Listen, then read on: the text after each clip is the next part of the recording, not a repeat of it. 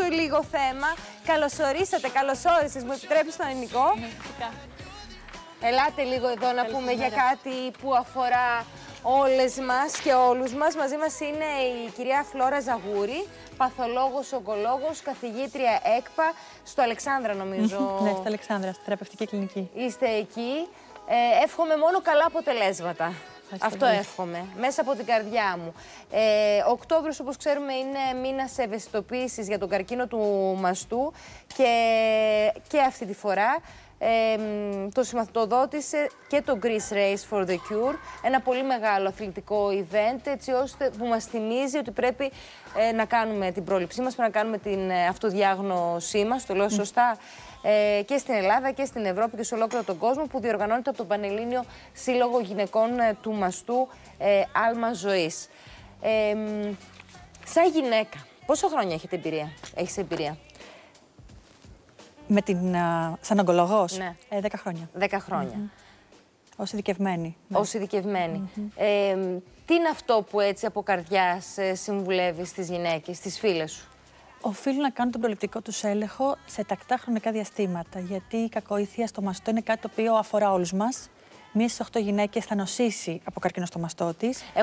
Έχουν μεγαλώσει τα ποσοστά? Ναι, υπάρχει όσο μια περνούν τάση δηλαδή τα χρόνια μεγαλώνουν τα ποσοστά. Να μειώνεται η μέση ηλικία διάγνωση της κακοήθειας.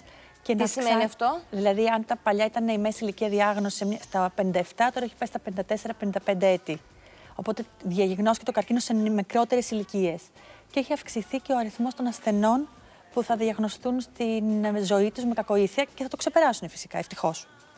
Οπότε είναι πολύ σημαντικό να βρεθεί διάγνωση σε πολύ αρχικά στάδια, έτσι ώστε με μια πολύ απλή παρέμβαση να λυθεί το θέμα και να μην απασχολήσει και να μην καταλήξει η γυναίκα από τον καρκίνο του μαστού της. Και γι' αυτό το αναφέρουμε και γι' αυτό το συζητάμε και γι' αυτό η πρόληψη σώζει ζωές ακούγεται πια κοινότοπο, αλλά είναι πολύ πολύ σημαντικό. Είναι πολύ σημαντικό. Από ποια ηλικία? Δεν ξέρω, έχετε παιδιά, έχετε κόρη, έχεις? Ναι, μια στο ελληνικό, μια στο πληθυντικό, γιατί τώρα τη γνώρισα. Κόρη έχεις? Ναι, έχω, ναι. Είναι μικρή, μεγάλη? Μικρή. Να τη χαίρεσαι. Σε ποια ηλικία πρέπει μια γυναίκα να κάνει την πρώτη της μαστογραφία? Από τα 40 και μετά, κάθε έτος είναι κάτι το οποίο πρέπει να γίνεται. Μία φορά το χρόνο, μία φορά το χρόνο. Το 40 δεν είναι? Στην Αμερική είναι 40. Στην Ευρώπη, σε μερικά κράτη είναι 45. Επειδή ξέρετε, ο προληπτικός έλεγχος έχει και σημασία κόστους πέρα από την διάγνωση κακοήθειας. Υπάρχουν και άλλοι παράγοντες που συνεκτιμούνται. Αλλά στο σύνολο θα μπορούσαμε να πούμε, αν δεν υπάρχει. Να μιλάμε για μία φορά το χρόνο. Ναι. Όταν δεν υπάρχει κάποιο πρόβλημα που θα σου πει ο γιατρός, δες το σε 5 μήνες, δες το σε 6 μήνες, να το ξαναδούμε ίσως σε 7. Ή δεν υπάρχει πολύ ισχυρό οικογενειακό ιστορικό, που θα πρέπει σε αυτές τις περιπτώσεις ο προληπτικός έλεγχος αντί μόνο με τη μαστογραφία να γίνεται και με άλλες μεθόδους, όπως η μαγνητική μαστογραφία. Πάντως, αδρά από τα 45 και μετά κάθε έτος, 40 με 45 καλό είναι να γίνεται και τότε. Και εννοείς τον υπέρηχο? Μαστογραφία. Ο υπέρηχος είναι συμπληρωματική εξέταση που καλό είναι να γίνεται κάποιες φορές, ειδικά σε γυναίκες με πυκνό μαστό. Άρα δηλαδή ο υπέρηχος γίνεται συμπληρωματικά μετά τη μαστογραφία. Ναι. Είναι δηλαδή κάτι παραπάνω που μπορείς να κάνεις. Ναι, γιατί υπάρχουν κάποιες αλλοιώσεις που στον υπέρηχο δεν φαίνονται και φαίνονται στη μαστογραφία, στην ψηφιακή μαστογραφία. Καλά, το καλύτερο θα ήταν να κάνεις και παραπάνω φορές. Όχι παραπάνω από αυτό. Όχι παραπάνω από αυτό. Όχι. Είναι υπερβολή. Η εξέλιξη στη διαχείριση της νόσου τα τελευταία χρόνια ποια είναι? Ευτυχώς έχουν βγει πολλά φάρμακα στη θεραπευτική μας φαρέτρα, τα οποία βοηθάνε πάρα πολύ στο να κάποιοι υπότυποι καρκίνου του μαστού που είχαν πολύ κακή πρόγνωση στο παρελθόν, πλέον να πηγαίνουν πάρα πολύ καλά. Έχουμε καταφέρει να κάνουμε την νόσο χρόνια, ακόμη και σε ασθενείς με μεταστατική νόσο. Έχουν βγει πολλά φάρμακα όπως είναι αστολής κλινοκεξαρτώμενων κοινασών, που είναι φάρμακα τα οποία πραγματικά έχουν αλλάξει τον τρόπο προσέγγισης στη νόσο και έχουμε καταφέρει να κάνουμε το πρόβλημα χρόνιο. Τα οποία πριν δεν υπήρχαν. Δεν υπήρχαν. Δηλαδή πριν 2-3 χρόνια δεν υπήρχαν. Πριν 2-3 χρόνια. Είναι πολλά φάρμακα, καινούργια σκευάσματα. Ναι, πολλά. Άρα δηλαδή ήταν κατευθείαν η λύση η χημειοθεραπεία. Ενώ τώρα υπάρχουν και άλλοι τρόποι μέσω πιο στοχευμένων θεραπείων να πετύχουμε εξαιρετικά αποτελέσματα. Και ακόμη και σε ασθενείς με προχωρημένη νόσος. Απλά ο σκοπός είναι να μην φτάσουμε σε αυτό το σημείο. Παρ' όλα αυτά, ακόμη και αν έχουμε να αντιμετωπίσουμε μια ασθενή μεταστατική νόσο, επειδή υπάρχουν αυτά τα καινούργια φάρμακα, πάνε πολύ πολύ καλύτερα οι ασθενείς μας. Με ποιο τρόπο εκδηλώνεται?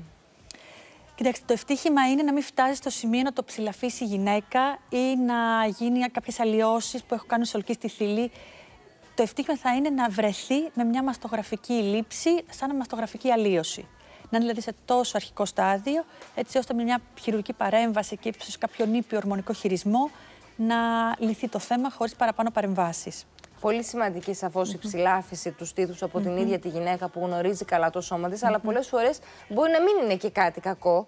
Δηλαδή, αν πιάσει κάτι και βρει κάτι. Απλά είναι καλό να ξέρει το σώμα της, ώστε ο γιατρός να ξέρει πιο εστιασμένα να εντοπίσει το πιθανό πρόβλημα, αν την απασχολήσει. Ακόμα και όταν υπάρχει αυτό που λέμε το κληρονομικό, αυτή η παράμετρος. Πάλι η ηλικία είναι 40 ετών για μια γυναίκα. Δηλαδή, αν η μαμά, αν η θεία, αν η γιαγιά είχαν ταλαιπωρηθεί από τον καρκίνο του μαστού. Ναι, είναι το σωστό σε αυτές τις περιπτώσεις είναι 10 χρόνια νωρίτερα από τη διάγνωση της κακοήθειας του συγγενικού πρώτου βαθμού προσώπου. Δηλαδή, αν έχει εκδηλωθεί στα 45, από τα 35 και μετά πρέπει να απευθύνεται στο γιατρό για να κάνει τις ανάλογες εξετάσεις. Εκτός και αν υπάρχει αυτές οι κληρονομικές μεταλλάξεις, τα γονίδια, όπως είχε η Αντζελίνα Ζολί, το BRCA1 και το BRCA2, το οποίο χρειάζεται άλλο τρόπο παρακολούθηση. Σχετικά με την αυτοεξέταση, ποια είναι η διαδικασία που ακολουθούμε? Κοιτάξτε, η αυτοεξέταση είναι κάτι το οποίο παραδοσιακά έχει φανεί ότι βοηθάει. Σε διάφορες μελέτες έχει δείξει ότι αυξάνει το άγχος των γυναικών χωρίς να έχει παραπάνω όφελος αν κάνουν το κλασικό τους μαστογραφικό έλεγχο και την πρόληψη που πρέπει. Αυτό που πρέπει να κάνουμε πάντως είναι ουσιαστικά μία φορά το μήνα, μετά την εμεινορρήση την 5η με 7η μέρα, που είναι λίγο πιο ήπιος ο μαστός, δεν έχει τόσα αυτά που λέμε νοαδενόματα, τόσο και δεν φόρτιση. Είναι αυτό που λέμε πολύ απλά, δεν είναι τόσο πρισμένο το στήθος. Ορολογιακά, να κάνουμε την ψηλάφιση από το 10η ώρα προς την 1η ώρα και σαν μια σφαίρα όπως είναι ο μαστός, και να πηγαίνει ορολογιακά με το χέρι της γυναίκα και να γίνει πάλι στην 12η ώρα. Μία φορά το μήνα είναι υπεραρκετό. Το πιστεύεις? Βοηθάει? Δεν έχει αποδειχθεί σε όλες τις μελέτες. Η αλήθεια είναι. Ναι, αλλά στην πράξη όμως βλέπουμε ότι. Αυτό είναι. Ναι, στην πράξη όμως βλέπουμε ότι πολλές φορές έρχονται οι ασθενείς, έχουν βρει κάτι το οποίο είχε τύχει να ξεφύγει στον υπέρηχο ή στη μαστογραφία, είχαν παραλείψει να κάνουν τη μαστογραφία τους και λόγω του ευρήματος αυτού θα απευθυνθούν στο γιατρό τους και θα καταφέρουν ένα πολύ καλό τελικά αποτέλεσμα. Για μένα το πιο σημαντικό είναι ότι οι γυναίκες που είχαν καρκίνο του μαστού, που κατάφεραν να το ξεπεράσουν, είναι στο άλμα ζωής, κάνουν όλο αυτό για να υπενθυμίζουν το πόσο σημαντική είναι η πρόληψη και το να κάνουμε τη μαστογραφία μας. Ουσιαστικά περί αυτού πρόκειται, για να μην δημιουργούνται προβλήματα. Δηλαδή η πρόληψη είναι πολύ σημαντική. Να το ξέρουμε για να το διορθώσουμε και να το ξέρουμε με τον σωστό τρόπο. Σύμφωνα απόλυτα. Η πρόληψη είναι το σημαντικότερο. Ευχαριστούμε πάρα πολύ. Βλέπαμε και το σύνδεσμο, φαντάζομαι τώρα εδώ, ναι, για το άλμα ζωής που μπορείτε να μπείτε, την συγκεκριμένη ιστοσελίδα almazois.gr. Μπορείτε να μπείτε, να ενημερωθείτε και να βοηθηθείτε.